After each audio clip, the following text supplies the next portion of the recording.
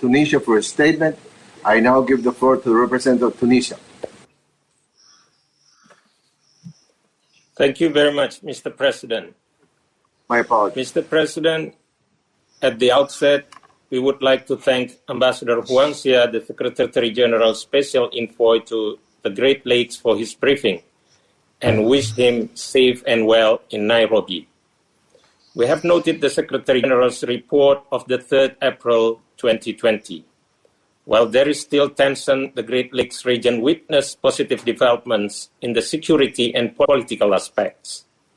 Now that the Ebola crisis appears to wind down, the region is faced with a new challenge of COVID-19. We must seize the momentum that we have to make progress in overcoming old and new challenges for peace and sustainable development. Allow me to make several pertinent points. First, we welcome many positive developments and progress achieved in the region. We are encouraged by the steps taken by President Felix Tshisekedi to improve diplomatic relations and cooperation between DRC and its neighbors. We also commend the steps taken by other leaders in the region to de-escalate tensions, including the peaceful negotiations between Rwanda and Uganda, as well as progress in the areas of regional integration, especially among Burundi, DRC, and Tanzania. Indeed, obstacles and challenges remain and must be addressed collectively. In this regard, the root causes of the conflict. Indonesia, excuse me, Muhsin. Yes? We must wait for the United States. We're going to make a pause. Sorry, okay. Indonesia, you have the floor. Thank you. I mentioned despite some challenges, indeed obstacles, and despite some progresses and positive developments, indeed obstacles and challenges remain and must be addressed collectively. In this regard, the root causes of the conflict should be properly addressed. The Great Lakes region has been marred with conflicts, distrust, and humanitarian difficulties for years. We join the concern of the Secretary General over the persistent challenges on human rights in the region, as well as efforts to undermine friendly relations between countries in the region. Peace and stability remain fragile.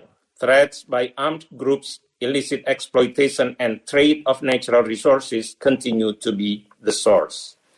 I join the Secretary General in calling on all national, regional, and international stakeholders to redouble their efforts to implement their commitments, the PSC framework, and to address the root causes of conflict to enable the region to achieve its immense potentials. Second, the work of regional organizations and UN missions in the region should be supported by the Council. We recognize the role played by regional and sub-regional organizations, including the guarantors of the PSC Framework Agreement signed by 13 countries in the region. The International Conference on the Great Lakes region is playing an important role for peace by preventing the illicit movement of natural resources. Peacekeepers are playing their roles in winning the hearts and minds of the locals to support the DDR process. We are proud to inform the Council that Indonesian peacekeepers in MONUSCO, for example, has been successful in assisting the DDR process by engaging with the local communities, winning their hearts and minds. Support of the international community through regional and sub-regional organizations will enable the government to reintegrate them into the society to prevent relapse.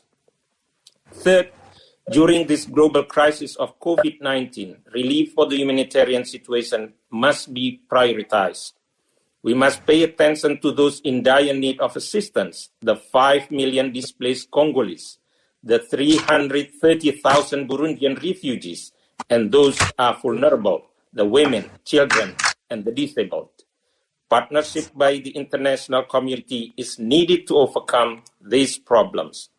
On our part, Indonesia will continue our cooperation with countries in the region through the Bandung Spirit of 1955 as we celebrate the 65th year of the Asia-African Conference.